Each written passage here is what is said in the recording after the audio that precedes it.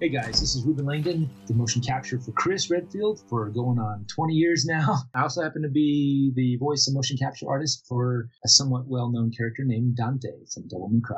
And you're listening to the Residents of Evil podcast, and I'm absolutely crazy about it!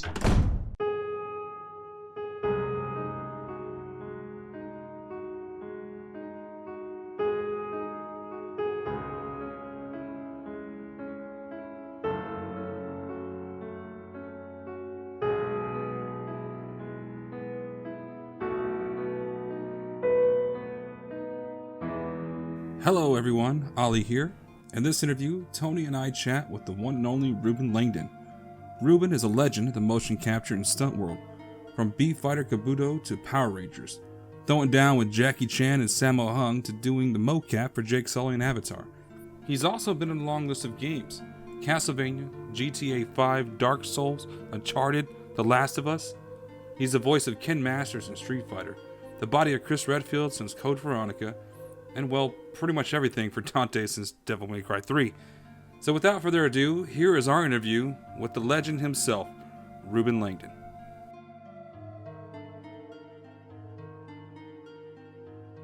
Well, thank you for joining us. Thank you for coming on. I really appreciate it. This is awesome having you.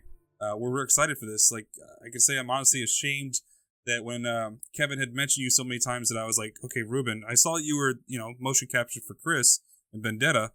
But then when I actually started digging, I was like, how did I not recognize Reuben's name? I mean, you're like in everything that we love.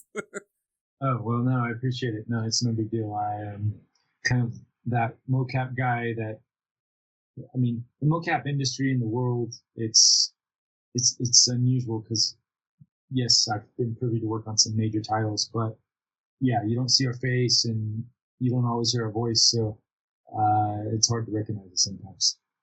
Well, the fact that you're Dante should have been like the biggest upset for me. I was like, Dante. Yeah, how'd you let that one slip by? Yeah. it's and then Ken as well. It's like I said, I'm embarrassed. Well, those are my claim to fame so far. So. And everything else you've done as far as between Avatar and all the shows. I mean, you've gone up against Jackie Chan and Sammo Hung. You've got this long legacy. Yeah, it's been a good time, right? I can't complain, actually. It's been a lot of fun. We're going to probably do a lot of fan questions. Once we announced that you were coming on, we really got lit up with a lot of questions from everybody. And it's a good mix. And the number one question is, when is Devil May Cry 5 coming? I've seen that several times. I saw that a lot myself. I get that every day. I post a picture on Instagram, and I get people like, Devil May Cry 5. I'm like, come on, please, guys. Just stop it. I've actually had to block some people because that's all every comment, every question. Wow. This is just getting annoying. Please. Keep well, I can see why that gets a little annoying, but it's also good that people still love the franchise so much, even after all this time. Absolutely. And I tell everybody, I said, look, I'm not the one to be preaching to about that, guys. Right. Please write Capcom, tell them, they're the ones that need to be listening, and it's just I can't do anything about it. I want DMC 5 as bad as everybody else. It just can't happen without Capcom's consent. Right. Yeah, I think, and that's to everybody, us included. We need to really get on them about it and just force their hand, basically. Oh, I've been doing that for years. I've been blowing up to Twitter for years and everything. I was like, you want to make money, you got to do this, because I know that like the Devil May Cry 4 Special Edition that came out last year did pretty well. I was bummed out we didn't get like a physical version from America, so I ordered it from Japan because I was just like, I gotta have it. Yeah. No, I was lucky they just gave me a copy. So I got the pizza box set. It's cool. Oh, nice. The pizza box set. That's awesome. Pizza box set. Yeah. That's awesome. And then also, the anime as well. I guess another question is, are we going to get any more of that anime down the road? No, as far as I know, I haven't heard anything about the anime. I don't know if it did that well, actually. I liked it. The first couple episodes had potential for me. I was super bummed in the recording of it because the company was at ADV.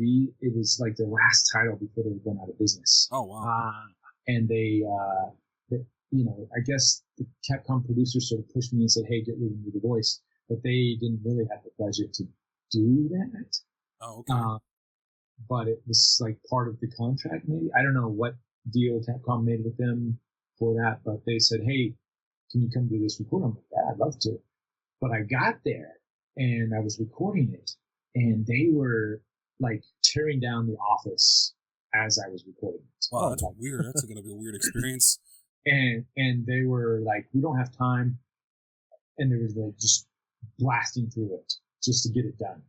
And I said, "Hey guys, and I didn't realize what was really happening until like the second session. I think I had 2 or 3 sessions total for the whole series. But they were basically just doing one takers on everything and sort of rewriting things. And I would read it. I remember reading a lot, like right. trying to read the sentence out loud. And they said, "Okay, that's a take next. We're moving on." I said, "Whoa, wait, hey guys, no, you just rewrote the line and I'm reading it just to understand the line. Right. That's not a take." And they're like, "No, we don't have time. Going on." Holy crap. Wow. And I was like, what? And it wasn't until I could catch on like about like a quarter, halfway through what was really happening.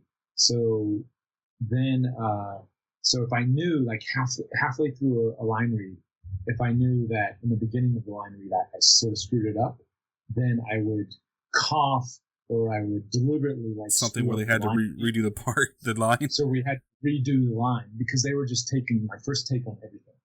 Oh wow! Without even blasting, 60. I think it was like 60 lines an hour or more. It's like the pace. Right, just flying through it. For the games we do maybe 15 to 20 lines an hour. You know, right? Blasting through those lines, one takes on every single one, and anyway, so I was just really unhappy with like my performance, like with the quality of the work. I was like, this is not cool. The translations were off. There was a lot of stuff that I just was not happy with. So I actually didn't put my name on it. I was like, I can't put my name on this. Obviously, over time people figured it out. Right, they put 2 and 2 together. So yes, I did do it. Not happy with the work, and I'm glad I had this opportunity to tell you guys in an interview what actually happened with that series. That's crazy. I didn't even know that. It was a shame because literally the last recording session I was there, like the office was gone. It was just a box. Just you and a microphone. Nobody's even there anymore. Just a recorder going. Right. Here's what you got to do. We don't have a director anymore. We can't afford a director. Here you go. No, it wasn't that bad. I mean, the director, Steven, he was cool. He'd been with ADV for a long time. And I think he was just feeling the frustration too of everybody closing shop and the budget not being there. Because I think they probably said, you have to record this in this much time because we can't go over it. Right. They were very limited and constrained in what they could do. Exactly. And it's kind of a bummer with a series like that with a heavy name. You'd expect a kick-ass thing, but I mean anything's possible for like a comeback for it because the Castlevania anime that just dropped with 4 episodes like blew up. Like everybody's like, it's the most faithful thing ever. It's amazing. I was like, well, it's not 100% faithful, but they made it their own while taking elements, and it worked great. So anything's possible. Yeah, and that you're right. You bring up a great point. Netflix is sort of going out of the usual paradigm of filmmaking and series making, I should say. So anything could happen. And would I be willing to go back and do it? Absolutely. Would I be willing to go back and sort of put my foot down and say, we're not doing what we did before, we're going to do it properly, spend some time? Absolutely. But that was, anything's possible. Right. I think just having Dante, you as Dante and our Dante, the one that we all know, and not the new Dante, the original Dante, the one that, that's what we want back. So cool. Well, I appreciate it. And I do as much as I just, sort of dogged on the fans for that. for the million comments. I Right. appreciate the love and I do understand it, and there's definitely more appreciation than frustration. I guess I'm just as frustrated as you guys because I wish that, obviously the fans are voicing their opinions, and I wish Capcom would listen. So, but my Instagram and my Facebook wall every single day comments on stuff that has nothing to do with Facebook or with Devil Cry is not the place to voice your opinion, guys. Right. Yeah, that doesn't always work. Call out your so congressman, right. Like this.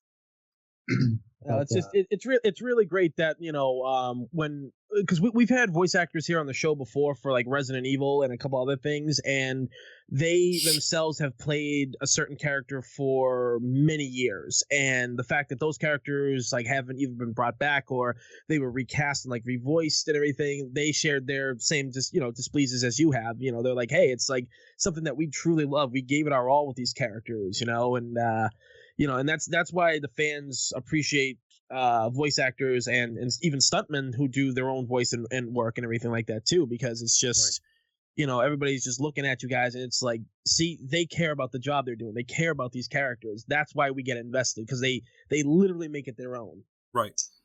Yeah, I mean that's the goal of all actors, really.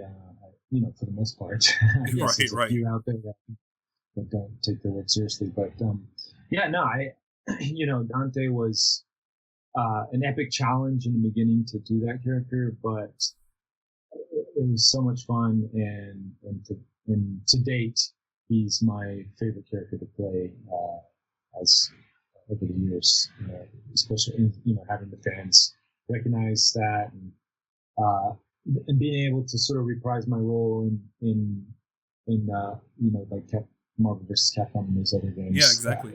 It's cool. It's been a lot of fun. Now, I mean, you're technically voicing two characters, or not voicing, but you've got a lot of Capcom work because you've got Street Fighter, and then you've got Dante, and then you've got Chris for the mocap as well. So, yeah, Capcom seems to have faith in me. I appreciate that. I mean, a huge Capcom fan before the fact. Even before they. I had started this relationship and with doing these characters. So nothing but respect for those guys from my high school years. Huge Street Fighter fan, and just everything that Mega Man and all the franchises. Really. Right. It's just been a huge fan from day one. So being able to be sort of this actor performer that keeps getting called by them is, it's an honor. Right. It truly is. It's funny because you've got Chris. You did mocap for so many years. You've been doing that for a long time, almost 20 years, I would think, right? Yeah, over 20 year mark this year. 1997 was my first mocap gig was Chris Redfield in Code Veronica. That's crazy. Yeah. And then you've got Dante, where you did, the combination of both the motion capture and the voice. And then you've got Ken, who you've done the voice for so long. So, yeah, it's been, Devil May Cry, it's been over 10 years now. Yeah. And then Ken, Street Fighter 4 was when they did the English localization first time for the series. Right. When was that? That was 2008, 2009, I believe. Yeah. So we're getting on the 10-year mark for Ken as well. Right.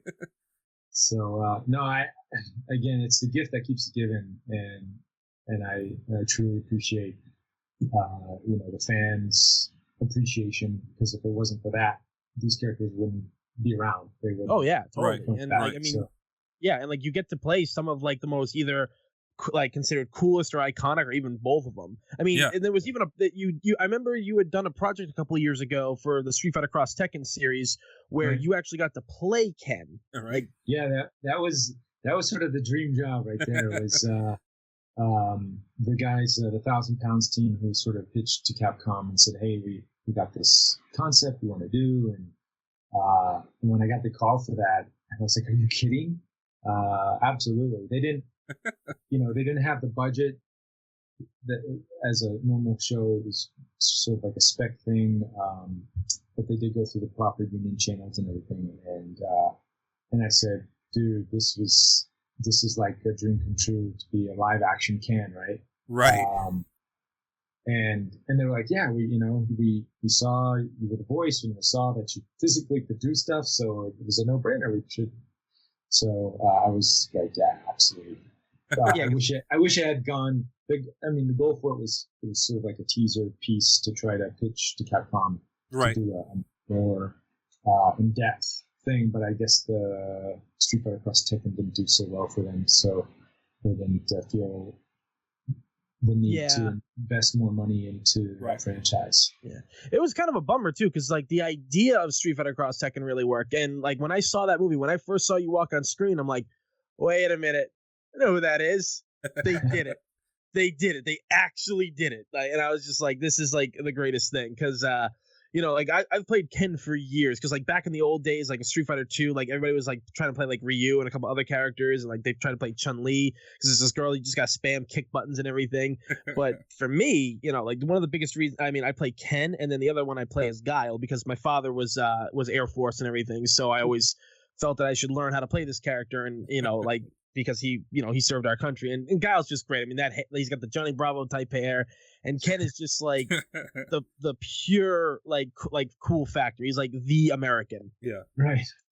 He's the Japanese stereotype of what America is. Right. Exactly. Blonde hair, blue eyes, attitude. Yeah.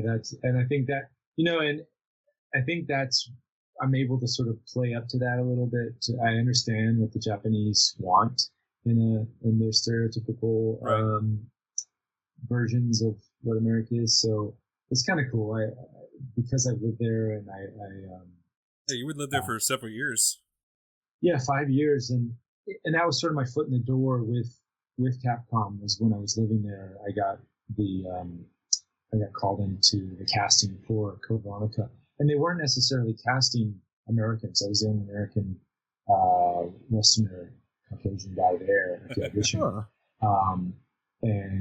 And I was kind of like, this is weird. Why am I? Because usually auditions I go for there in Japan when I was living there they were specifically looking for Westerners. And this time I was the only Westerner. And they were like, well, no, you have the physical ability, and it's not about what you look like, but it looks great. And then when I got cast, they actually said, yeah, we want to try something. We want to have you speak English, because ultimately this is going to be in English, and the rest of the cast is going to speak Japanese. Okay. That's really weird, but yeah, let's do it. Sure. Because I thought I was going to do my lines in Japanese. Right. When I went to the casting, that's the way it was. So it was an unusual situation.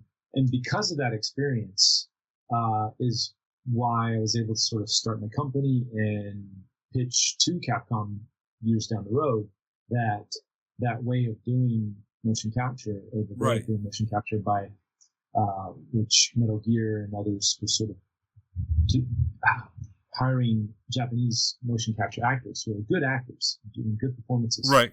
But ultimately, they would be dubbing it into English. And what you had with Devil May Cry 1 and 2 was this sort of, I call it the reverse bad kung fu movie dubbing effect, where the physical bodies are moving according to a Japanese dialogue. Right. And the voiceover dubbing, which comes later, doesn't quite match up. They try and they adjust the lines and they do things, but there's a disconnect, especially for the player, the watcher, the viewer. Will notice subconsciously, even if it's not conscious, just to like, there's something off about this. I don't quite get it. And you get that with Metal Gear. As epic as the series is, I think some of the cutscenes, the performances could be enhanced if they were done across the board in English. Right. Yeah. So my partner and I were looking to get some projects under our belt, and we didn't we just built a production company in Japan. This was back in 2002 or 3-ish, and Capcom was on a bucket list. Say, hey, let's go hit those guys up. Right. I worked with them before. We sort of put together a proposal and said, hey, why don't you try doing the motion capture with native English speakers from the get-go. I have connections in LA. We can do the casting out of LA. We'll fly into Japan. We'll do Mocap in Japan. Everything will be the same the way you guys normally do it. Only we can have this sort of through. This was before full performance capture, which is it's known now. Right. It was a thing. This was they were still doing the voices separately because this was even before facial capture. Before that was a thing. And we were sort of doing that just to really streamline the performances. And right. Capcom liked the idea. They gave us a test. There were some pickup shoots, pickup scenes with the Resident Evil Outbreak series. Yeah. So I was looking at your production company, Just Cause, had worked on both iterations of that game. Yeah, that was the first sort of test chance that we got was with Outbreak. And we did the casting out of LA, had some actors, flew them out there, and then everything went really smooth for them. And they were like, that was great. Can we do, we have this other project called Devil May Cry, and we're doing another one, and 2 had just come out. And they're like, we there were a lot of things that happened on 2 we just weren't happy with. Yeah, that one had some issues. And we want to do it right the next time, and we sort of have this. 3 was actually a reboot. We sort of have this reboot idea with the franchise. And by the way, Reuben, you look kind of like Dante. Could you audition for the role? And I was like, you're going to go off of looks? Yeah, absolutely. I'd be honored to. And so we held auditions and had several people audition for the role of Dante, including Johnny Bosch, who later became Nero in the next installment. But I remember auditioning him for Dante, and others as well. And so that was sort of the beginnings of this relationship with Capcom, both as a performer and as a producer. Now, Just Cause Productions worked in a few other iterations too. For it looks like you guys have credits for Revelations and Operation Raccoon City as well. Yes, for those it was just the voice. Okay. They did the mocap out in Japan. They didn't have the budget to fully go out, and I think they did very limited mocap, but most of it was hand animated. Right, still animated. But I guess Resident Evil 5, and from all the footage I've seen from behind the scenes and everything, was that the first, I guess, step into full performance capture, I would think? It still wasn't full performance, but not full, but at least the body. Looking at the transition from, like, I've heard you talk about how in Code Veronica you were surrounded by magnets and wires, and it was painful. Yeah, 5 was the first facial capture. Well, I should say, actually, Devil May Cry 4, we did facial capture. Right. But for Resident Evil 5, it was an interesting. Little did we know. Up until that point, my partner and I, we had just been sort of working with Capcom and other motion capture houses and other animation facilities, mostly based in Japan. And then all of a sudden, Capcom came to us with Resident Evil 5, and they said, you guys have been rocking it with all these projects. We want you to do the whole thing. We're like, what? And they're like, we want you to mocap it. We want you to animate. We want you to coordinate the whole thing. And we're like, whoa, this is a big deal. We've never done that before. We've never produced animation. We've never produced motion capture. We had always worked with other motion capture facilities and other animation studios. So we're like, all right, let's see what we can do. And at the time, I'd been working on Avatar. Simultaneously, I was working on Avatar. So I was like, well, I guess I know enough people in the motion capture world. Especially since you were surrounded by them. And now since I was surrounded, especially with the latest technology, Right. with the camera and the virtual camera and all that stuff, I was like, well, let me ask around, and before we accept the job, let me see if this is even doable. Right. And I asked enough people on set there, and sort of checking the industry, and my partner and I were like very naive, which was part of the reason why I found out later Capcom came to us with the job, was because in the amount of time that they wanted to get it done in, nobody would take the job in Japan. You guys were like, yes, we will do it. We're like, yeah, let's do it, because we didn't know what the hell we were doing. Right. And we took it on, and we did everything in America. We did the animation, we did the mocap, we did everything. And it was probably to date the hardest project I've ever worked on. I can imagine. Both physically, mentally, stress levels at a max. I think I aged about 10 years in that one project. Jesus. Trying to reverse those by eating healthy now and taking it easy. But no, it was really tough. But you know what? At the end of the day, we delivered. We were able to sort of earn Capcom's trust once again. During the process, Capcom was just scolding us and screaming at us and like, what are you doing? Like, oh my God, this is a complete failure. We're going to die. We'll never work ever again with Capcom.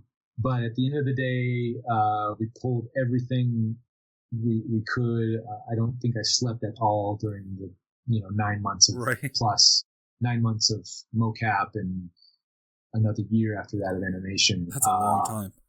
Yeah, it was very little. That's like very few days of sleep. Like and then I'd go work on Avatar during the day, and I'd come back to the office. Right, you're doing double duty there. It was insane. But we got it done, and that process that we did on that sort of let us stepped up to everything, the quality for the facial capture, the quality for both trying to go opening the door to full performance, which I was we were doing full performance in Avatar, and I sort of knew full performance was the way to go. But with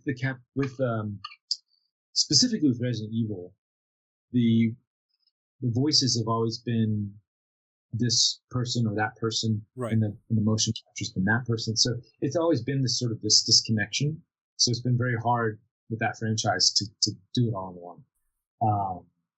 And that's been one of the challenges, is to try to get that full performance quality with having a different voice or face and body. So that's just been one of the challenges with that franchise and with that series. Yeah, that makes sense. I mean, it's because it's like you've been the body of Chris forever, outside of the very first entry when it was all blocks walking around everywhere. And I really thank Capcom for keep putting for Vendetta. They went through it was a different company. It wasn't my old company, and I sort of got the call from this other production company and said, "Hey, Reuben, we got a call. Capcom recommended you you be this role, and before you audition, we just want to offer it to you first. We understand the budget's kind of low and this and that, but would you be willing to do it?" And I said, absolutely. At this point, you're attached to him. And I was like, it was a lower budget than we were used to, but schedule wise it worked out. Everything seemed to flow, and I want to honor Capcom's decision to keep putting me up there, keep pushing me forward. I know the producers don't have to do that. They can easily just say, just cast who. But and to be honest, Kevin Dorman, we worked together on several projects. He's an amazing motion capture performer. I mean, he's done Leon before, and he did Pierce. On that real quick, on that point of Kevin, you guys did 6 together. You were doing the mocap together as well. So, and then he voiced Chris. So that's just an interesting relationship, and you guys did Avatar together. It's crazy, and I think at that time they were already talking to him about doing the voice, and I knew, they could have easily of Capcom or whoever the casting could have easily gone with Kevin for the body, and he would have been fine. Kevin's an amazing performer. Kevin's been around Chris. He's watched me perform Chris in all of the Resident Evil 6 cutscenes. Right.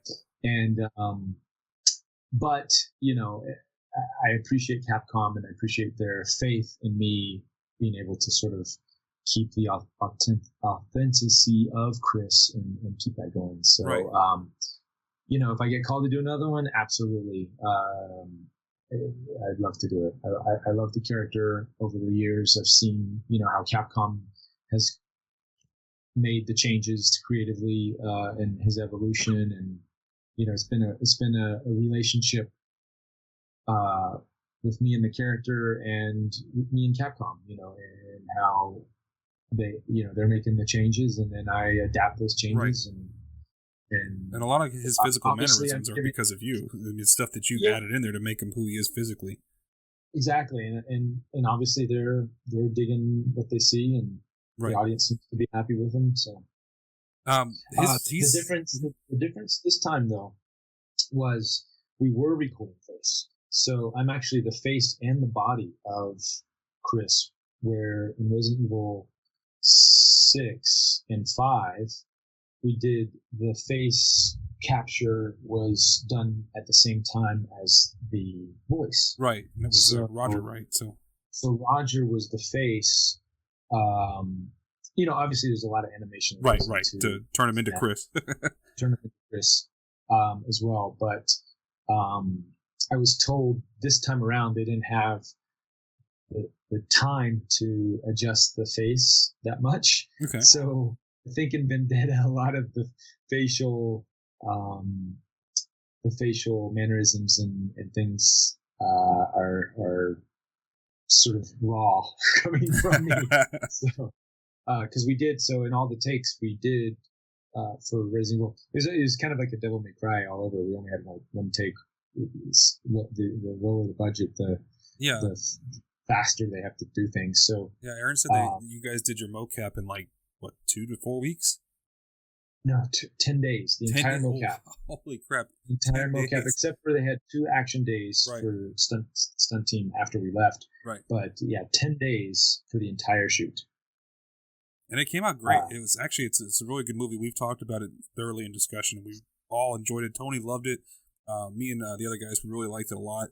Especially your performance. Just physicality of it, the choreography, the fights. It was, and now you're saying that you did the face part too. There's a lot of facial expressions and features in there. It's like we really like the movie. So so they so we had to our lines. Typically in motion capture, there's room to play around with because we weren't doing the face at the same time. Right. In 5 and 6, Resident Evil 5 and 6. So there's room if you screw up a line a little bit, or later if you want to change things up a little bit. And this is what's nice about the mocap process when you're not doing full performances. You actually there's room to play with the dialogue later, so you can actually tweak things. But not for Vendetta, because we were doing the face. We had to say our dialogue exactly, and when I say exactly, it was kind of frustrating because the producer and the director for not Taka, right? But there was a voice performance, Alex, the voice performance actor. Oh, right. Like, it wasn't really Alex, but it was more the producer was really trying to stick to the script, right? And sometimes if we dropped like even the or just sort of made the line our own, would get like cut. We have to, and it would be in the middle of a take, and like that was a good take. There was a lot of emotion in there, and it still would have been usable. But they wanted it exactly. But they wanted exactly the script, which was like, man, sometimes scripts, the way they're written is not quite what the character would say. It doesn't translate so well to the actual physically and acting part of it. Right, and some of these characters, like, and that was sort of a challenge on the set. I was like, look, I've been playing this character for 20 years. He talks like this. Yeah, he says you can write him one way. I know how he is. Yeah, and it was a little frustrating because I was dealing with people who didn't know that aspect, right? They said, this is our project, we got to do. Right. And they're trying to do their jobs. It's not like they're trying to hurt anything or do anything. They're trying to do the best with what they got. They just didn't understand and have the knowledge that I'm like, dude, I've been doing this for 20 years, man. Right. Just let me drop the or an if Chris doesn't say the in this situation, it's okay. Right. So it was a little frustrating, but it just made us performers have to step up our game that much more on set after sort of figuring out, okay, wow, they really want it like to the T. So after a couple of days, we I remember Aaron and you guys interviewed Aaron? Yeah, she was our first interview back in May when we were prepping for Vendetta, and we had a blast talking to her. Yeah, no, she's great. It's funny, it's all these people I've worked with before. Yeah, Aaron, the whole Power Rangers alumni. Yeah, Aaron and Jason both worked with Time Force, and it was great to sort of be in Japan and hang out with them and sort of be in that series. Yeah, it's cool. This world is a small world, and it's great to work with good people. Right. And with Aaron and Jason, Kevin as well. I'm bummed that we didn't get to actually physically work together with Kevin this time. Right. But he's always a joy to work with as well. And I like how a lot of us are Power Rangers fans growing up as well. You see Tony's picture there; he's got the morpher. So we grew up in that as well as Resident Evil and Devil May Cry and Street Fighter and all these different things, and to know that the ones that we grew up watching are all interconnected between, we're watching the Power Rangers on screen and then turning on and seeing you guys act and hearing your voices in all these different elements of our life. It's cool that you're all interwoven like that. Well, actually, that was sort of part of my doing, I should say. Right. Really? Is when my production company, Just Cause, when we were pitching to Capcom in the early days with Devil May Cry, and Outbreak, to people, they were looking for performers who could act, but also had the physicality to pull off some of the action stuff in the mocap. So having my experience in Power Rangers, my first go-to cast members were Power Rangers. Jason Font also auditioned for Dante. Oh wow! See, I didn't know that. No kidding. I know he's Leon now, but I Leon didn't know he was now. Dante. Tried to be Dante. Yeah, I brought him in. Dan Southworth, who ended up being Virgil, also auditioned for Dante. So I had sort of, so a couple factors with the casting. I was sort of in charge of that on the American side. I didn't in the beginning, we just didn't open up the casting to just anybody, because one, it was my company and it was our sort of reputation on the line. This was our first, in the early days, Devil May Cry, Resident Evil.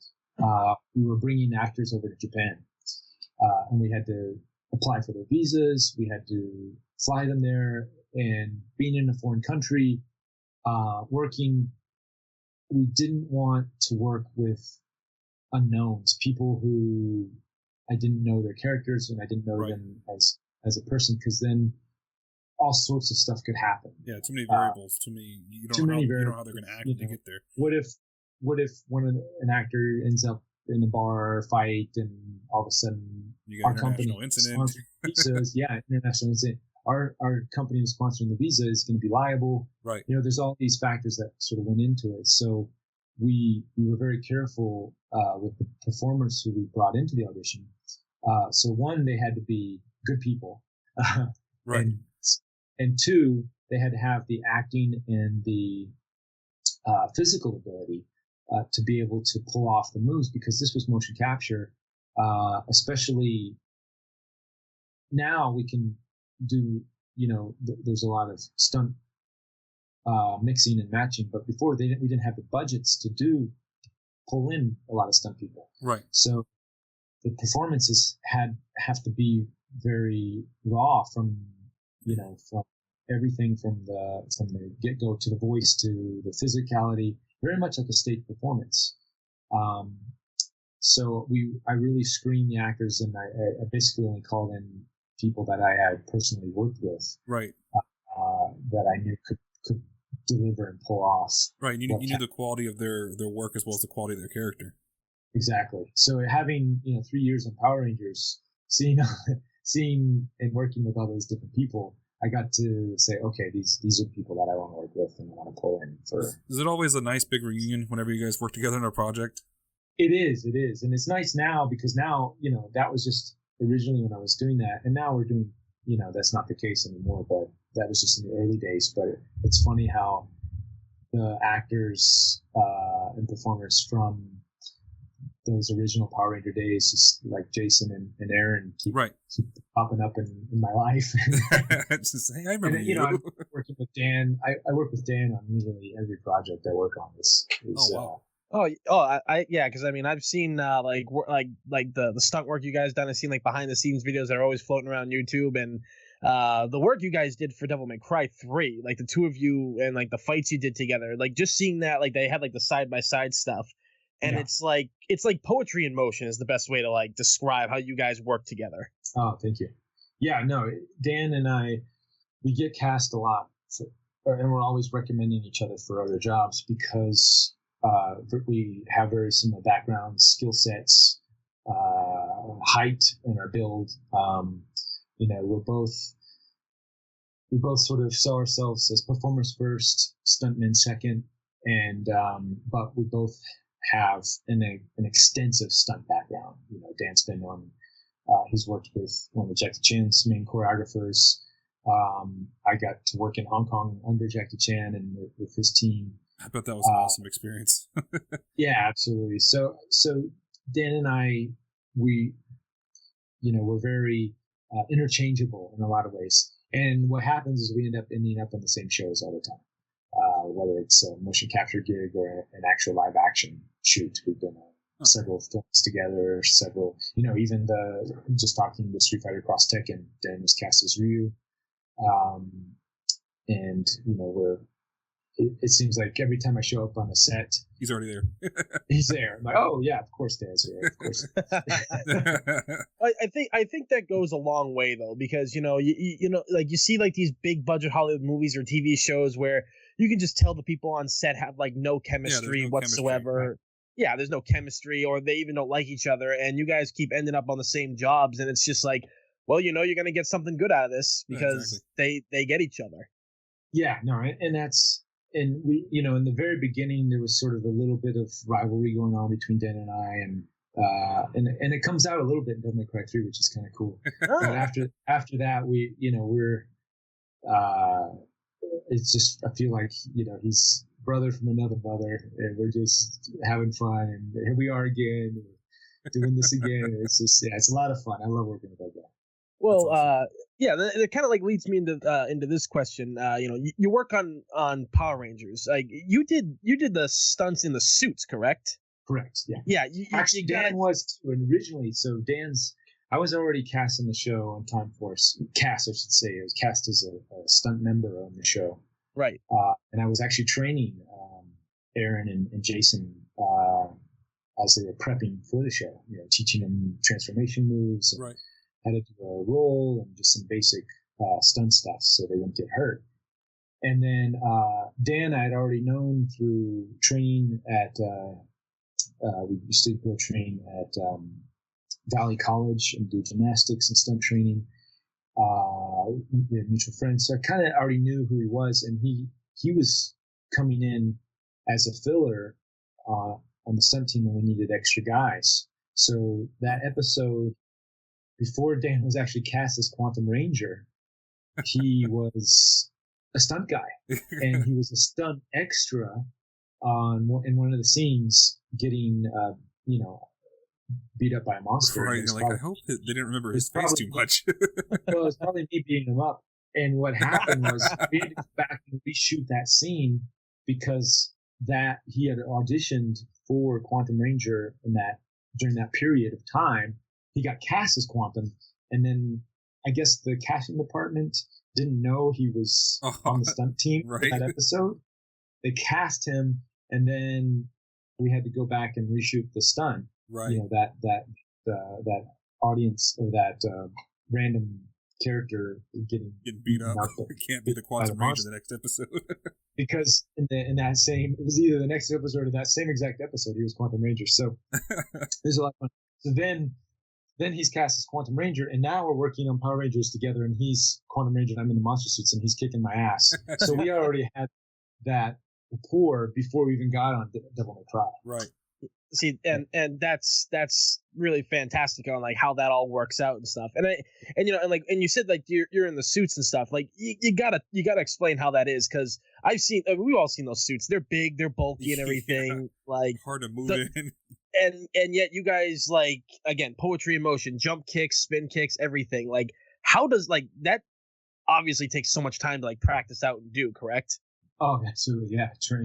Constantly training. You know, that was my early years. Was just, you know, a day didn't go by where I wasn't training in order to do those moves, and to come up with new moves, to physically keep challenging myself. You know, what can I do next? Yeah. Right, to keep it fresh and unique. Is there a particular monster that you had played at one point that you are fond of, or a villain throughout Power Rangers? Monster villain throughout Power Rangers. Well, one of the cool episodes. This was this Wild Force, maybe they did a 10-year anniversary of the Red Rangers. Oh, right. Forever Red, yes, yeah. Forever Red. So by this time, I wasn't for Time Force. I worked the entire season on the stunt team. I was a regular hire. After that, I had, you know, I was developing my company. Koichi, the director, was sort of told him, "Hey, I'd love to work on Power Rangers, but I got other stuff in the fire I want to pursue." And he's like, "Yeah, absolutely. We'll call you in when we need you." So I sort of became an irregular stunt guy. And then Koichi calls me up and says, for this episode he says, "Hey, Reuben, we're doing this 10-year anniversary. We're bringing all the Red Rangers back. And we needed some additional bad guys. And I found your B-Fighter suit from back when you did B-Fighter in Japan. Right. We found it in the storage. It's a little beat up, but we'd love to have you come down and play, you know, this Beetleborg guy as a bad guy." Right. That's and I'm like, callback. Absolutely, dude. So that was really cool that I got to be. I forgot his name in that Forever Red episode, but Dragonfly Beetleborg. I got to be in the suit playing myself from 10 years prior when I was the actor in B-Fighter, against the Red Rangers. So that was kind of a nice little homage, little crossover, throwback to your earlier days. Absolutely. So it was cool, awesome. And it was a lot of the fights in that, like that whole thing, like the unmorphed fights and then the suit fights later on, was just like something spectacular. It was some of that I still think is like the best choreographed fights to this day from the series, from what I've seen.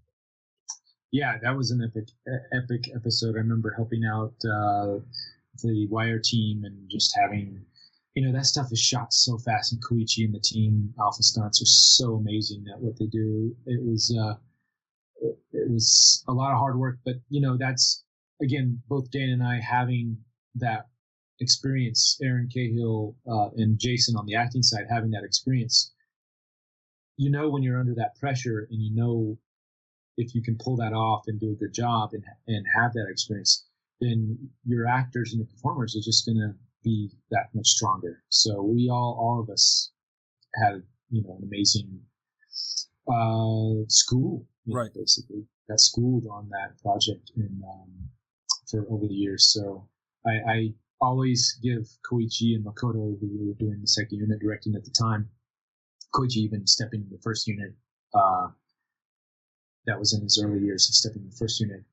Without that experience on Power Rangers, I would not be the performer I am now. That definitely was the key. I wouldn't have been able to work with Jackie Chan, with Sammo Hung.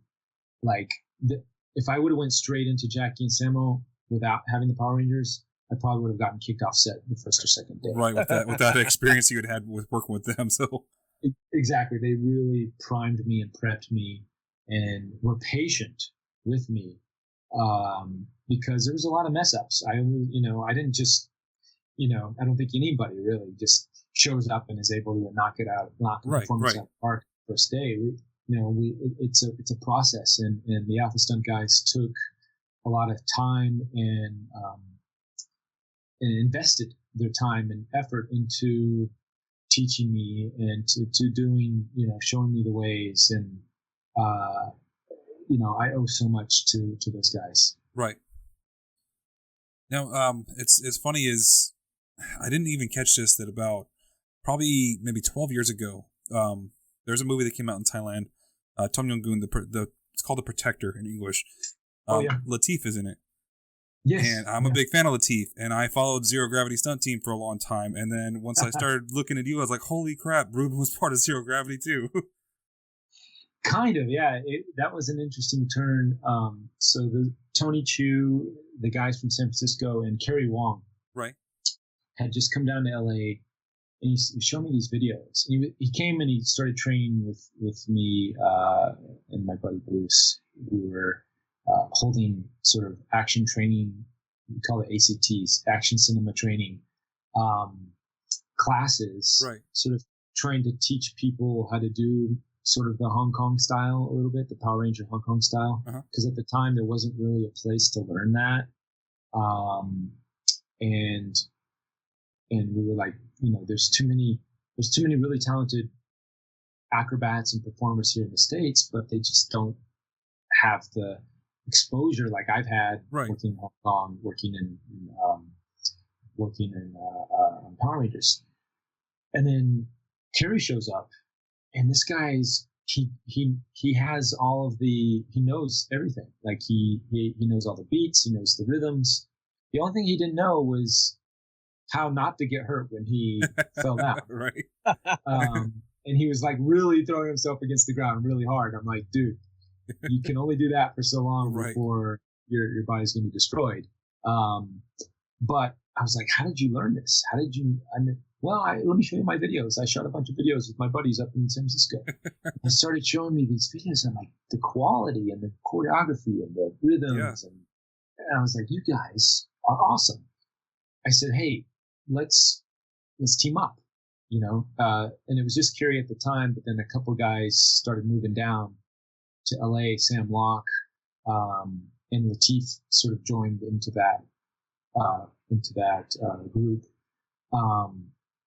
They started coming down to LA because I said, look, if you guys hone your skills a little bit and just understand a little more, like on regular sets, what to do and what not to do, you guys are going to rock the stunt world and the action cinema and stuff. And Aaron Toney, who ended up doubling Latif for a couple scenes, he joined the team. He doubled Latif because Latif tore his ACL on that shoot.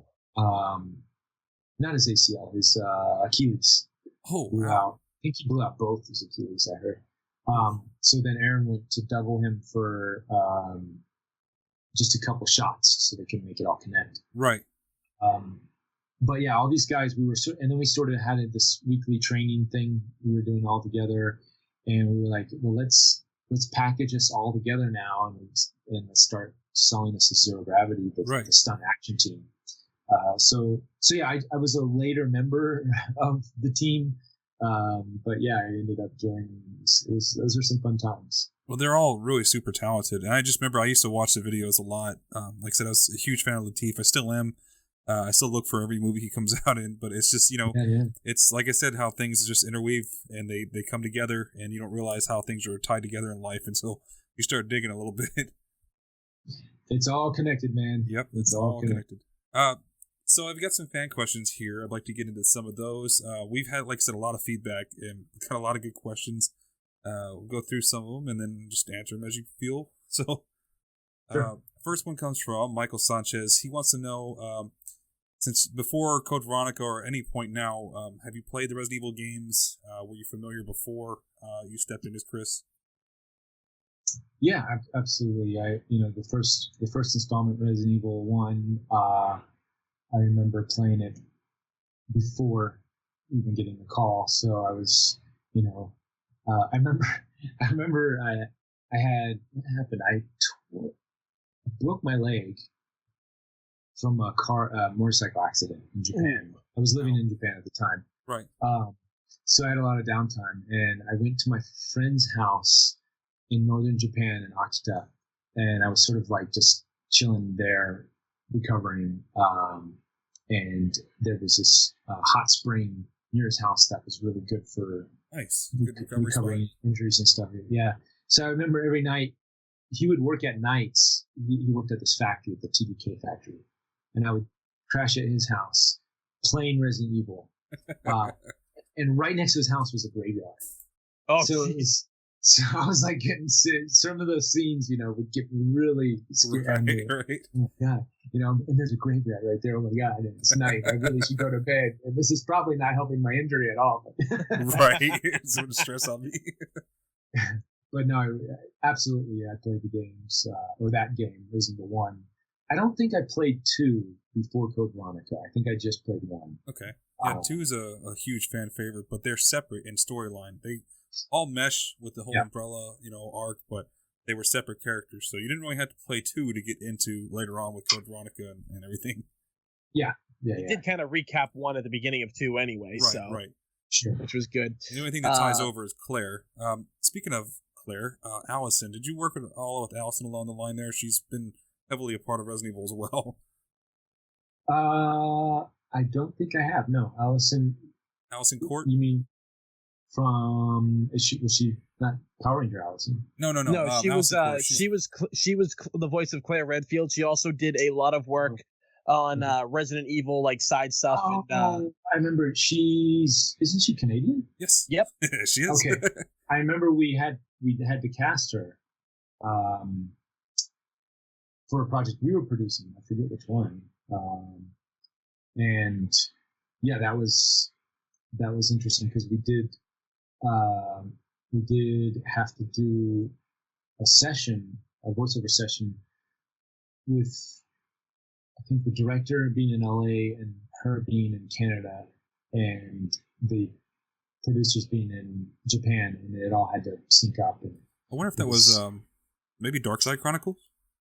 Yeah, maybe that was it. Could have been. Right, yeah, that makes sense. Because, that's when she came back for Claire for that. So, but yeah, you're Chris and she's Claire. So that's why I was like, I had to ask. Right.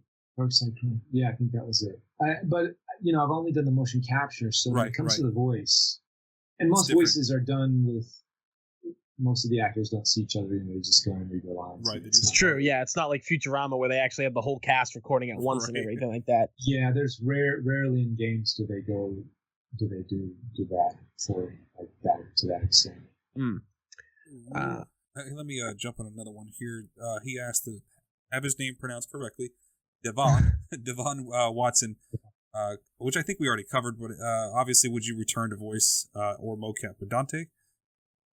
Oh, in a heartbeat. Right. Absolutely. Yeah. So I think we dove into that pretty well. So yeah,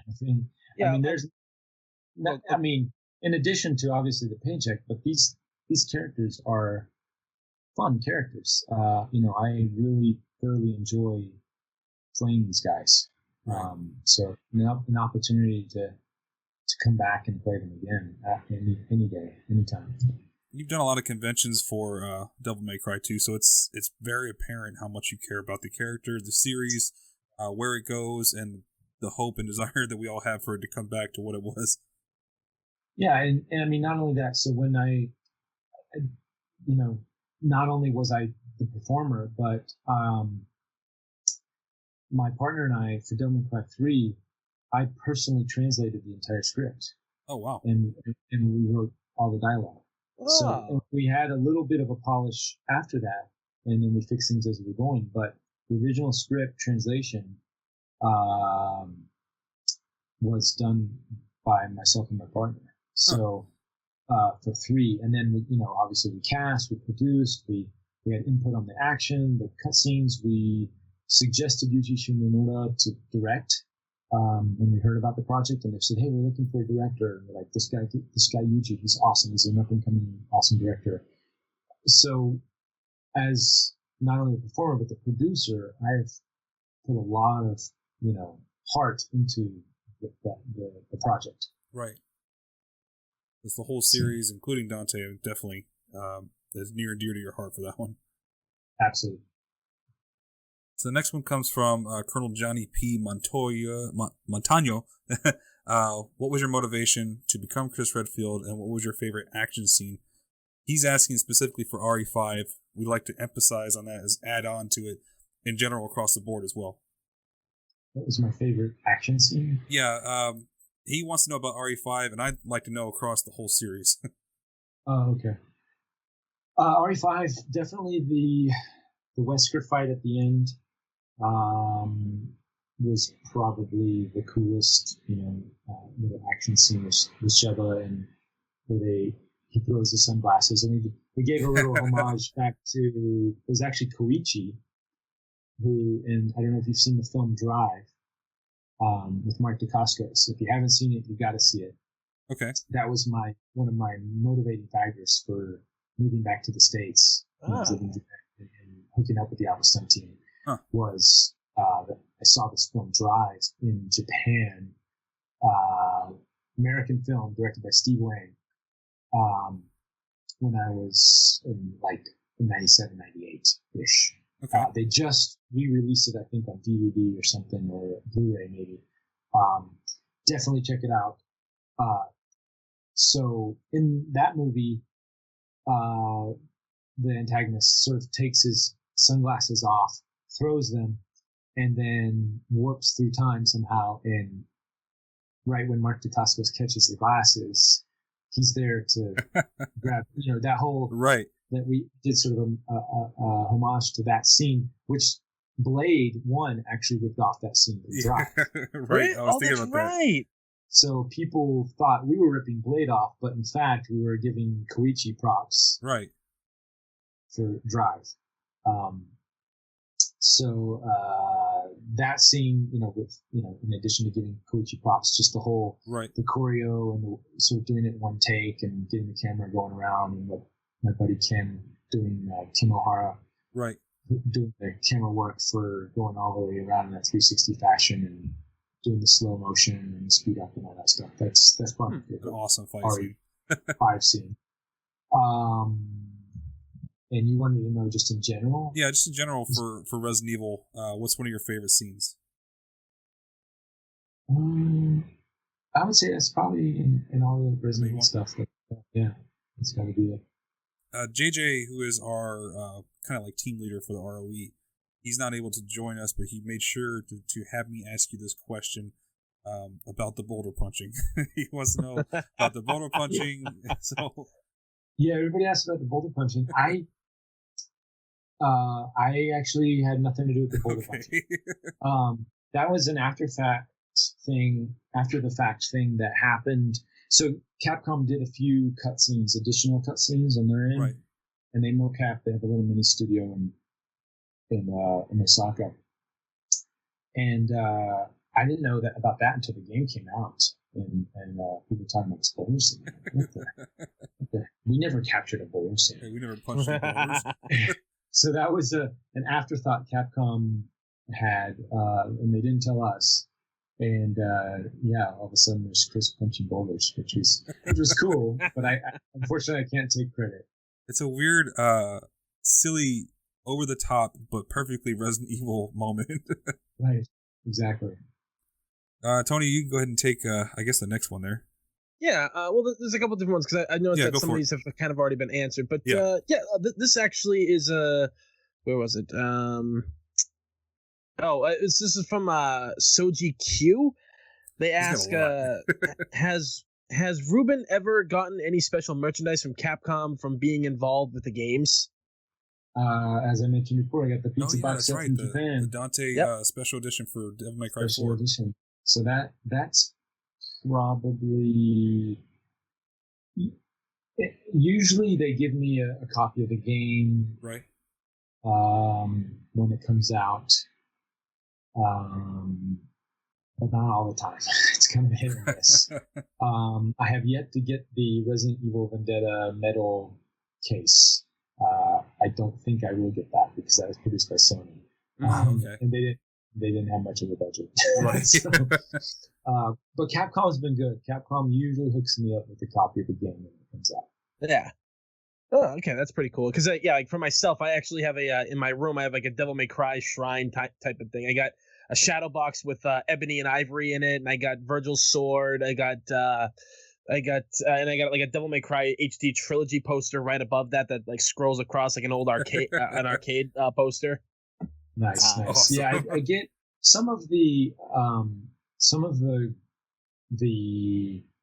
other merchandise, the figures and stuff. Not necessarily from Capcom, but I would actually get reached out. One of the model makers or the toy companies would reach out to me and say, "Hey, we're a big fan. We want to hook you up with this." And I'm like, "Absolutely, please, thank you." That's crazy because those figures, especially for like Devil May Cry, are expensive. $100, yeah. So I get so yeah, I've had some of that, and I have my own little shrine too. So yeah, absolutely. Nice. Do you have anything that you may have taken off of a set maybe? Anything from any of your series or action or anything where you took something home? Are you allowed to say that? Well, I mean, yeah, no, I've never taken anything that I wasn't supposed to. So, okay. Don't have to worry about that. But not really. No, it's a shame during the Devil May Cry 3 commercial shoot. Yeah, they that's had what I was wondering. tailor-made this jacket, and sword, and all this stuff. But unfortunately, I didn't get to keep it. They should let you keep that. Who else is going to wear it? I know, and it's tailored to my size. Right. I don't know what happened to that. I kept hearing that the jacket's in some display case someplace. I don't know. I have no idea. Huh. They spent a lot of money on it. I'm like, oh wow. It's great if they did, but it's not seeing the light of day. They should get it out. Seriously, it's like the end of Indiana Jones. It's just locked away in a box in a warehouse somewhere. Yeah, exactly. Capcom's basement. I'm sure they have a ton of their whole archive of stuff. All right, so let's see. We've got we got a couple. We're gonna get that one from Maddie. Maddie's a friend of yours, right? Oh yeah, wait, which? Oh yeah. She's a good question. She's a good friend. Yeah, she's a good friend of mine. She always has really good questions because she's met like DC Douglas and always asks him hilarious questions and he gives hilarious answers. But this one is pretty much what she asks: what would happen if Chris and Dante were in the same room together? What would happen if Chris and Dante were in the same room? Because they're so polar opposite, really. Not really. I mean, they're not bad opposite. That's true. Yeah. I don't know. I mean, I'd probably hang out and eat some pizza or something. I don't know. Who could do the most push-ups or something? Right, exactly. I mean, I don't even think Dante would even bother with that challenge. Maybe for a pizza he would. Yeah. So these are fun questions, but unfortunately, I just don't have an answer. No, that's totally fine. That's totally. What is it? I guess we can actually, answer one of my questions that I had thought of a while back. You've had such an extensive career. You've done so much. You've even told us some more things that you've done. I mean, you've worked on some of the biggest name movies. You work with some of the biggest people. And you're very spiritual now. You're eating healthy. I see a lot of the pictures that you post on Facebook and all the adventures you have. What's next for you? Like what is something that you haven't done yet, but you want to accomplish? Because everybody has that goal that they want to keep going for. Interesting question. You'll probably be surprised at the answer. So my goal, which who knows when it'll happen or how it's going to happen, is to be a documentary filmmaker right now doing a lot of documentary stuff. Right. But to be the first person to document and bring back, if it's possible, footage from inside an alien craft. That would be amazing. That would be incredible. That's a dream to work for. Yeah, that would be life changing. So that would alter it's kind everything. of a hard one. It's kind of a hard one to really work for, because it's like, well, it's like, how is that possible? Has anybody even done that?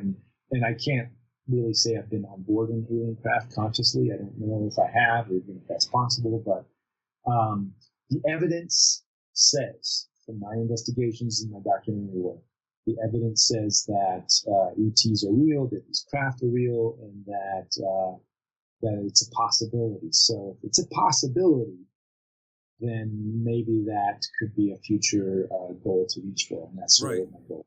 Right. That's a very interesting. I mean, like, I knew you were very like into like ETs, extraterrestrials, and stuff. I mean, and even when I was in England, yeah. Well, I was in England back in 2000. I think it was 2009 or 2010, I think. And I'm pretty sure I saw something out in like one of the villages, but it was like really cloudy. But I'm just like, I don't think any airline craft I've ever seen makes that light pattern. Something. What did I just see?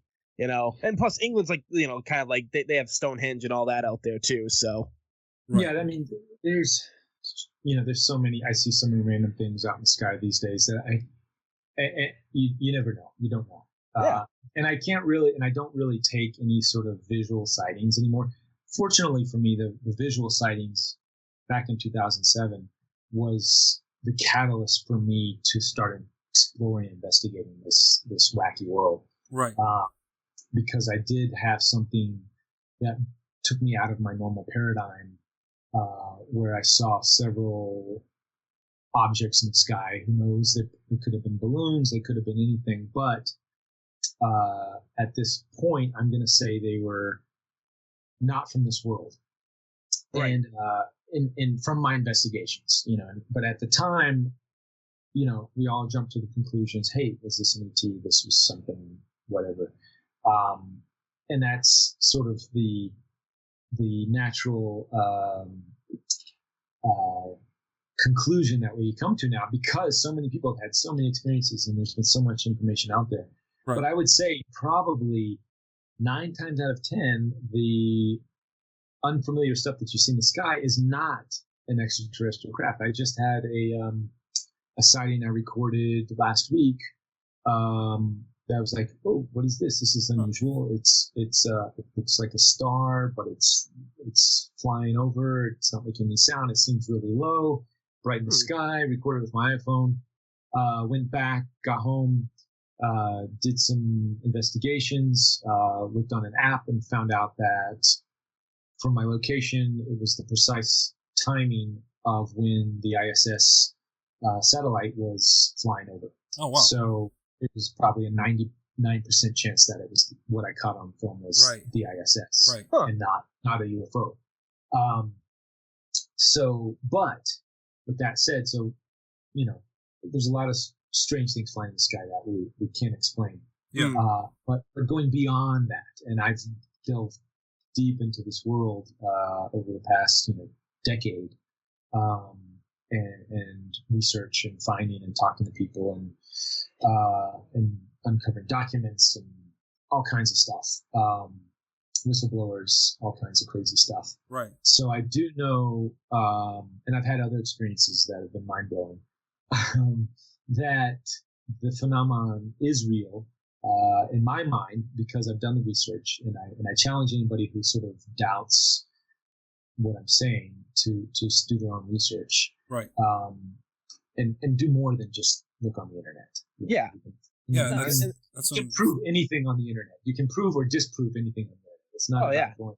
So everything's a lie and everything's the truth. Yeah. Exactly.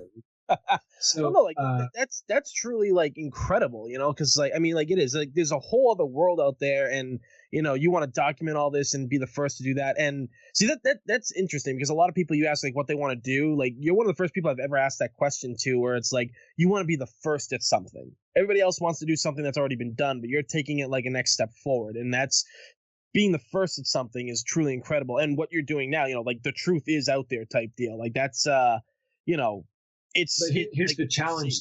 The challenge to that is I could totally be taken into a craft, invited, so to say, film it, get everything on film, documented, edit it up, throw it out to the internet, and I'll have, because I'll be the first, also be, and I'm probably not the first. There's probably is footage of a craft out there already. Oh, it's yeah. Just everybody said, no, that's CG, that's fake, that's whatever, blah, blah, blah. So you get your naysayers, Exactly. I don't care about any of that. I just personally want to be on a craft to say, hey, this is cool. So, can that happen? The more in my investigation that I go into this stuff, that may not even be physically possible because of the dimensional differences in time, space, continuum, quantum physics stuff that's going on when you start diving into these worlds. It may not even be physically possible. At least right now, it doesn't seem like it is. Right. Maybe at a point in Earth's future history here, future history, another word, that doesn't quite make sense. But in the future, that may be possible. If it is, then yes, I would love to be able to do that. With the technology, advancing every day, the future, just what we're going to be able to accomplish in 10 years is not where we're at today. So who knows? Anything's possible. Right. The breakthrough is there. Yeah. Exactly. And people always ask, well, if these ETs are real, why isn't there a good picture? Why isn't there, why is it all messed up and all this stuff? From my understanding, researching into the field, these beings or entities or craft or whatever, they're not from this dimension. They're from another dimensional space-time continuum. Therefore, when we try to use our fourth dimensional technology, doesn't work so well. So you get like interference and stuff. Right, you're using fourth dimensional technology trying to capture something from the fifth dimension. Sometimes fifth, sometimes higher, some other dimensionals. So sometimes it just doesn't show up, or it shows up as a blur, or you swear with your eyes, you're like, I saw this thing with my eyes and it was so clear and I know it was this, but yet I took a picture and the picture turns out and it's like this. So exactly. So you don't know. So who knows? Even if I was invited onto a craft, and if I were to film it, it probably wouldn't come out. So who knows? It's just a pipe dream that I like to talk about. Hey, no, a dream's a dream and everything. Like I said, it's kind of as I said, it's one that I never heard before. So that was interesting. I got a ton of stuff you never heard before. Just try me. This was like a dream come true for me, because I know for Ali too, because we're huge fans of you, Reuben. Like everything you do. Like I'm a martial artist as well. Like so, it was just the things I see you do. Like I do it myself. I'm like, I can do that. I can get to that one point. It's like motivation, to just keep furthering myself. You see these other people do it, because I've gained a lot of weight over the years and everything, but I can still do a lot of things. And people are like, "Wait, you can jump that high? How can you stretch like that for a big guy?" I mean, I'm at like I'm down now. I'm down to like 230. So 230, that's still a big guy, man. No, totally. But they're like, wait a minute, how can you? Because I can put my leg behind my head, I can stretch everything, And my mentor and my hero, Sammo Hung. Dude is amazing. Proves to everybody. Size does not matter. Yeah, exactly. In fact, you can use it to your advantage, because this guy would have a crazy spinning back kick, was just insane powerful. Right, the amount of force that comes behind it. And but yeah, I do not physicality. When I see somebody, I do not judge them on their physical abilities. I got a fan question about physicality. Just breezing through some of the ones here that we have left. This comes from Unusual Characters, one of our YouTube comments. He wants to know, with the different physical shapes that Chris has taken on, how you handle that as an actor. I would just, that feeling you get after you go to the gym and you get all pumped up. Yeah, you're all beast mode. And I would just, that was my inspiration for Resident Evil 5 and 6. I would just simply remember that feeling. Did it? I mean, when you were doing scenes and action shots and acting things out, was it in your mind more of, okay, he's bigger, stronger, walks differently, talks differently, but he actually his movements are more strong and things like that as well. Absolutely, yeah. I take all that into consideration during my performance. Nice. Yeah, I've seen watching the Resident Evil 5 behind the scenes stuff. I remember you had talked about that, and there's moments where you would put on the actual uniform from Chris and stuff. I was like, yeah, there's such a difference between Chris, who's we like to refer to him as the steroid Chris, and then he kind of leans back down to more like a CrossFit Chris. So, but he's gone through so many variations. It's like you got to walk and talk, even though you're not that size yet. So, yeah, no, absolutely. I was a big part of my when I saw the character designs from Capcom. I was like, holy moly! Okay, you sure? Okay. I was like, you still want me to play this character? All right, no, I'll do it, but I'm gonna have to do a little. And I tried to go to the gym and pump up for the role, and I was like, I gotta get huge. Like, I've got a month to get the size of, years. That's like the Rock. Even if I did the roids, I couldn't do it. So I was like, no, let's just. And I'm like, but Reuben, it's acting. All you have to do is act big. It's motion capture. Right. I'm gonna see you. I'm like, oh, that's right. Yeah, that's right. So it was just all about acting big and not really being big. Think big, act big. Exactly. Christy T wants to know, who do you prefer for mocap, Chris or Dante? I'm thinking probably Dante. Yeah, Dante. Dante's just a lot of fun. Yeah, Chris is. Love Chris, love the character. He's an awesome dude, but he's very Chris, right? There's a box called Chris, and you can't really go outside of that box too much. Right. With Dante, anything goes. There, you can if you can think about it, it's possible. So there's very little limitations when it comes to Dante as a character. Right. So obviously playing that, performing with little or no limitations, and being crazy over the top, right. It's a lot of fun. It's just a lot of fun. And who is Chris as a character to you? Since you've done him for so long, in your mindset, who do you see Chris as? What is he as personality-wise, as a character? Chris, to me, is just the ultimate nice guy, right? The guy down the street that just wants to do the right thing at all times. Probably goes to church on Sundays. Right. He doesn't swear. He even though he'll say "damn it," that's right. is not maximum. And just wants to help and do, like, your classic hero archetype, right? Yeah. Wants to help and do whatever he can do. Like, if there was a burning house and there was a cat inside, he would run in and risk his life to save the cat. This is Chris. Chris is that innocence. There's a certain innocence about him.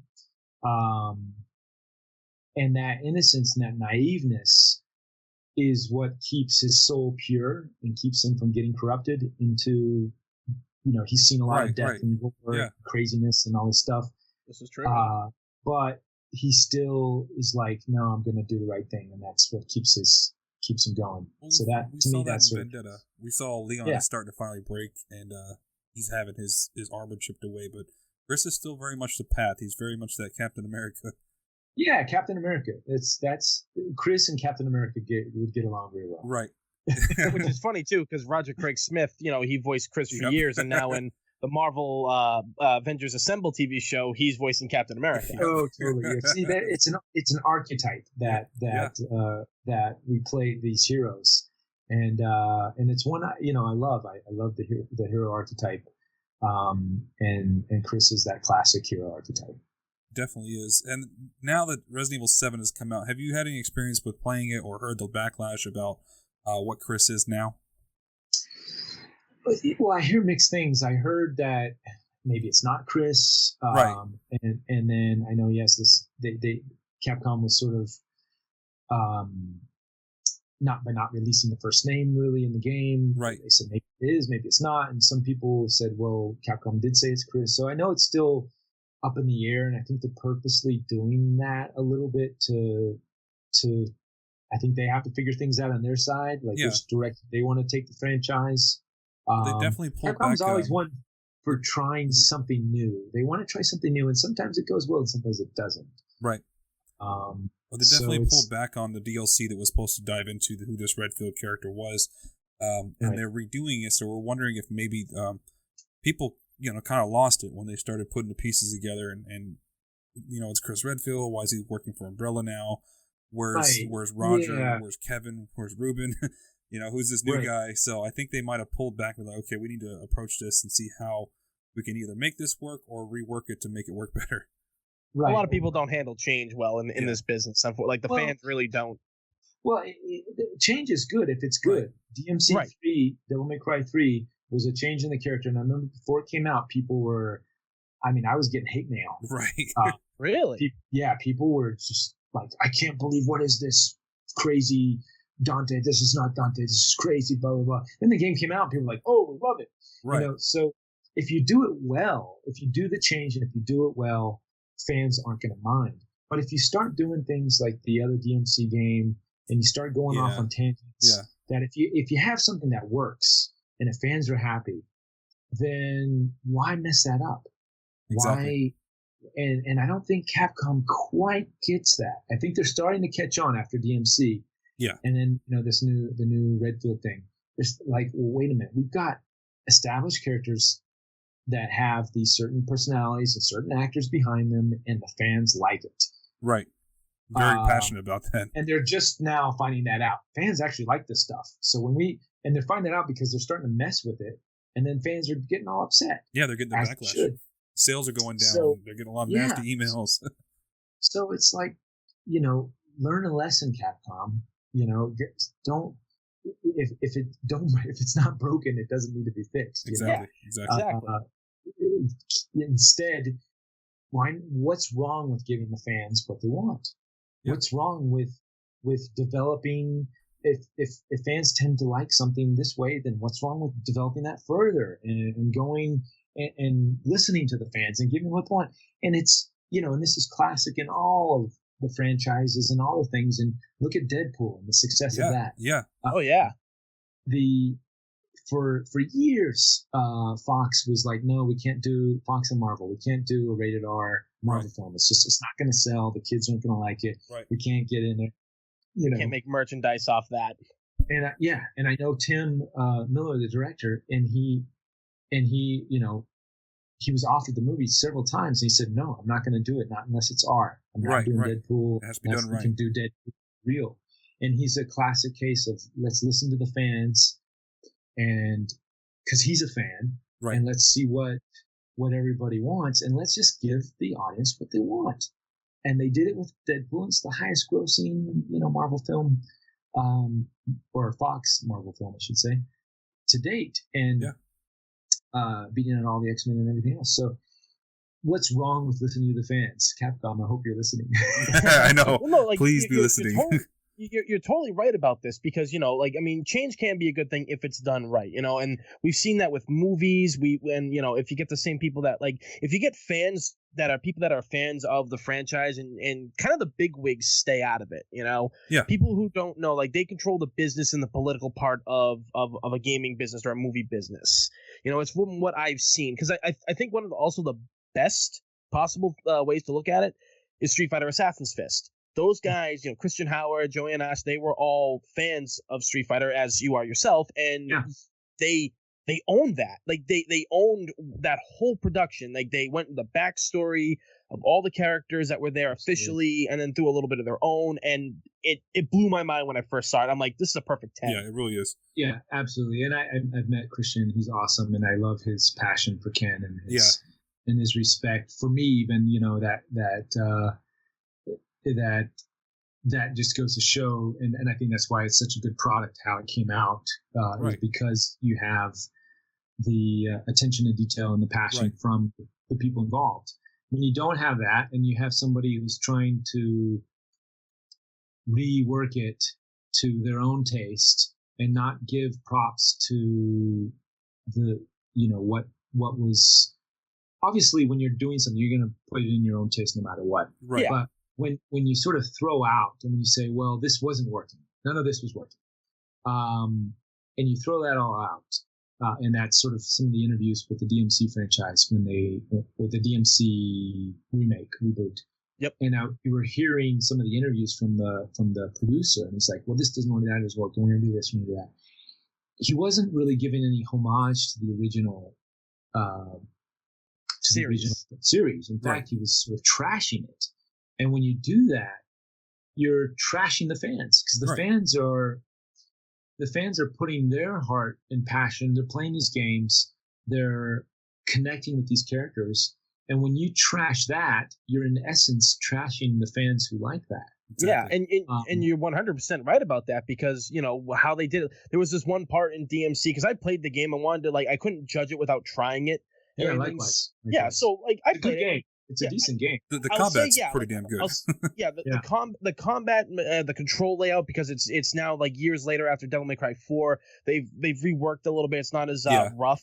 Sure. But there's this part in the game, and you've played it too. You notice where this mop falls on him, and it's this white mop on his head. Yeah. He's like, not in a million years, and it's like, oh, come on, that's like a middle finger right there. I get you're trying to make a joke, but where's the punchline to that? Who is that supposed to? That just ticks people off. Yeah, why would you attack the image of the character that we all love?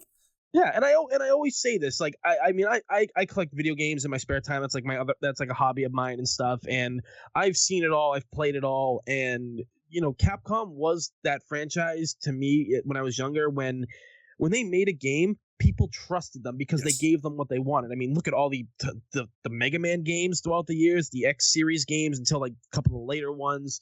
Resident Evil, Dino Crisis, the Onimusha franchise, Captain Commando.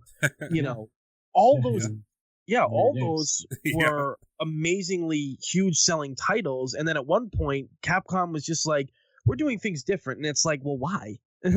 Yeah. Well, that was just some producers in the upper ups. They're trying to put their mark, right. P on their spot, so to say, to make their mark in the company. Because if it does well, then they're going to be the new heroes. Yeah, exactly. Yeah. But again, it's just egos involved, and it's not staying true to the product. Yep. Which I think over the years, especially the past 5 years or so, Capcom's really learning this lesson. Yeah, Resident Evil 7 was a decent game, but in itself, with new characters, mechanics, it's different perspective. There's a lot of people who don't like the certain features of it, but as a whole, most of us enjoy it. A good percentage do. But when they bring out the new Chris, or they bring out DMC as opposed to Devil May Cry, and they start changing all these things up, it's why are you alienating your fan base? Exactly. If that's the case, don't call it Resident Evil. Exactly. Just throw a different name on it. We'd still like it. Yeah, that was my original theory, was that Resident Evil 7 kind of began as its own, a new, brand new horror IP from Capcom. Right. And I think that they were afraid. And I think that's what they're probably trying to do. But then they got nervous. They release Vendetta, and they see that it's successful. And whoa, wait, people still like these characters. Yeah. Oh, God. Yeah. And they're like, well, now what do we do? It's like, well, just, call it something else. It doesn't have to be Resident Evil. Or, you guys can, Devil May Cry was based on the Resident Evil game engine for the Resident Evil 4. Oh, that's right. Exactly. Yeah, even the original beta version of Leon kind of looked like Dante. I forgot about that. Right. They had the similar hair. So, and then they called it Devil May Cry and created a new franchise. Do that with something else. It doesn't. But, everybody's trying to, well, if we call it something else, are we going to get the fan base? Are we going to get, if we call it Resident Evil 7, it'll be guaranteed to sell this many numbers. And it's like, guys, I think there's a lot of lessons being learned right now in the Capcom upper ups. Again, I'm just a peon when it comes to this. I'm just hired for my guns, my Chris guns. A gun for hire, whatever he's called. Right. So I can't, I'm just talking. I don't know all the politics. I can't really say. Yeah, I mean, that's what we all do, I'm sure there's those board meetings. Yeah, there's a lot of stuff that goes on behind the scenes that we don't know. We can't even talk about, really. But we can complain all day.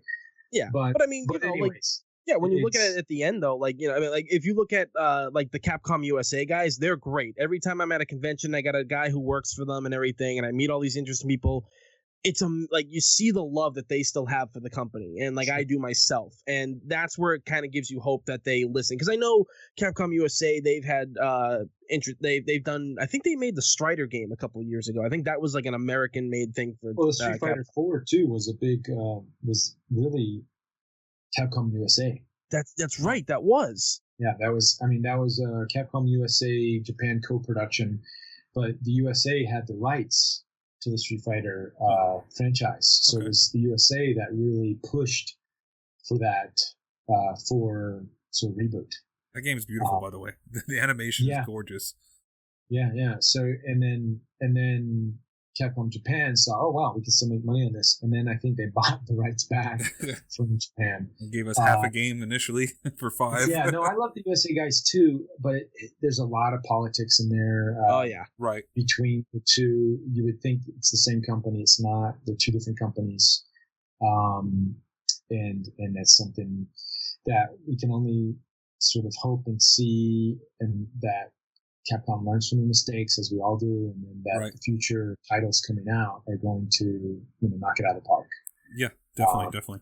So that's what I'm hoping, and of course we're all hoping for another Devil May Cry 5. So yes, I would love. Yes.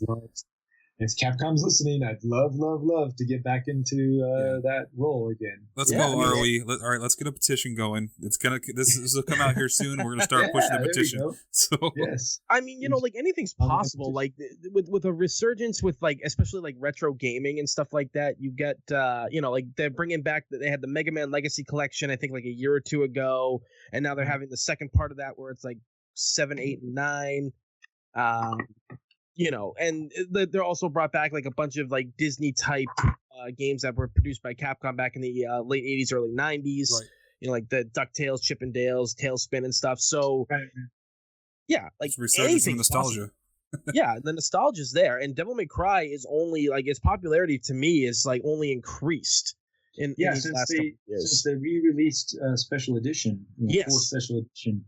Yeah, apparently that the numbers from what I saw and heard online and stuff that it did really well for Capcom. So hopefully that would be a physical testament, not just fans crying out for another game, but actual physical testament that hey, there's this franchise still has some legs. Right. So again, Capcom, if you're listening, please give this man the job. Give us the game. He will do you proud. I mean, look at Marvel vs. Capcom Infinite is coming out soon, which has Dante back again. So it's like they're not done with the Dante that we know. Why can't we just get him back in his own game? Right. Why does he keep showing up in everybody else's games, but he won't come back to his own game? Exactly. All right. Well, thank you so much, Reuben, for coming on. We really appreciate it. Sounds good. Thanks, guys. Thank you, Reuben. Appreciate it. All right. Take care. Bye. There we go. That was awesome. Yeah, Reuben was incredible, man. Hey, I hope everyone enjoyed that interview as much as we enjoyed making it. Reuben was awesome, and we hope to have him on again real soon. If you would like to follow Reuben on social media, the links will be posted below. And if you guys would like to follow Ollie, Tony, AJ, or myself, I'll leave the links down below. The Residents of Evil is a Patreon-supported show, so if you'd like to see your name here in the credits or get some other cool perks, be sure to check out our channel at patreon.com/ROE Network. That's ROE Network. This episode of the Residents of Evil podcast was brought to you by our Master of Unlocking Patreon tier member, Umbrella Corporation. Thank you so much for your support, man. Alright, now it's time to announce the winner of the Residents of Evil t-shirt giveaway, and the winner is Vitop. Vitop is the winner of the Residents of Evil t-shirt giveaway. I really hope you guys enjoyed this episode of the Residents of Evil podcast. If you guys did, please drop a like. For more news, discussions, live streams, giveaways, and the ROE podcast, make sure to subscribe. Thank you so much, guys, and I hope to see you back at the Residents of Evil.